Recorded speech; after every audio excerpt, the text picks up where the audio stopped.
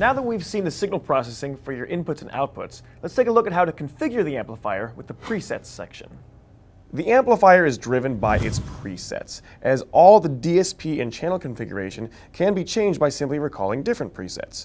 You have a preset recall, a preset save, the preset wizard, and a speaker wizard in the previous options.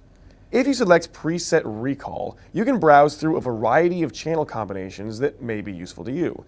Or you could use the preset wizard to have the amplifier configure itself to the loudspeakers that you are using. When you select the wizard, you'll see this brief information screen that gives you a few tips on how to proceed.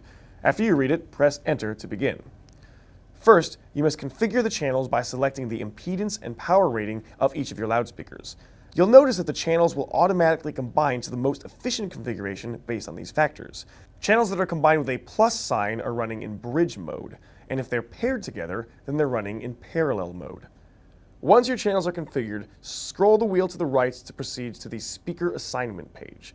Here you can specify which loudspeakers are on each channel by selecting the Assign button, and then selecting its name from existing loudspeaker data.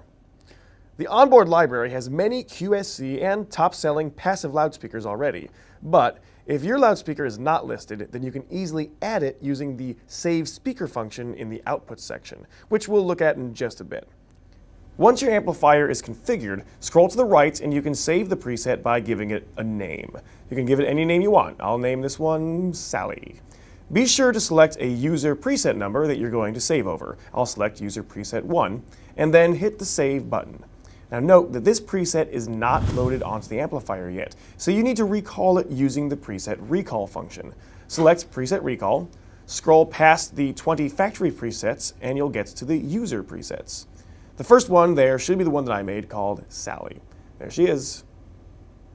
When you've made other adjustments to your amplifier, you can use the preset save button to save this preset again, or to save it as a different user preset number.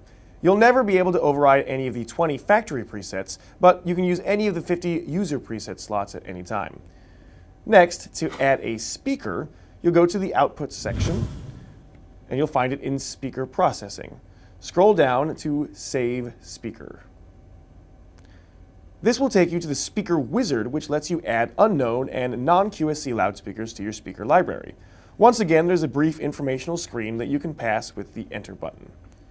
Next, simply input all of the requested information: the band, nominal impedance, and power rating as it is described in your loudspeaker spec sheet.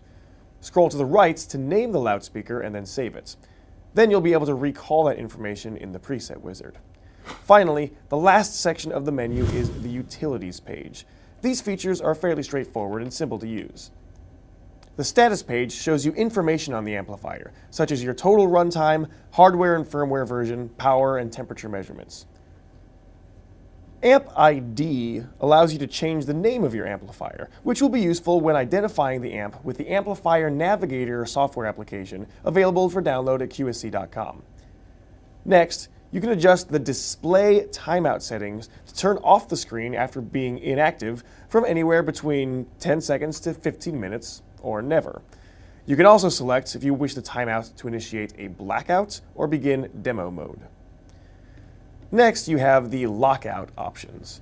Lockout will disable all functionality except for the power and mute buttons, and you must enter the password to enable or disable lockout. If you wish to change the password, you can do so in the Password section. By default, the password is QSC.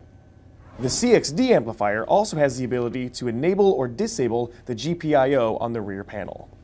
Thanks for watching.